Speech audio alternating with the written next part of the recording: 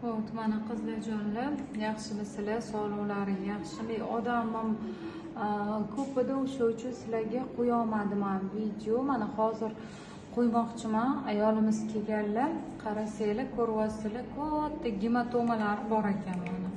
Mana qon quyilishi bor. Ayol sezmayapti va ularda hech qanaqa vidileniya yo'q. Shunaqa?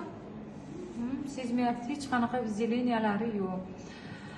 Ikkinchi bolalari ham rivojlanmay qolgan ekan. Mana hozir bu yerda gematoma почти 70% qismni egallagan. Mana ko'rsanglar, mana 70% qismni gematoma egallagan. Mana mocевой puzir, mana bunisi mana gematoma turibdi.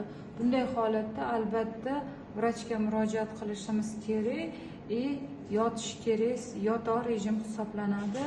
Va sraz dorilarni boshlash kerak bo'ladi. Bir qadam ham yurishi mumkin emas bunaqa holatda, qizlarjonlar.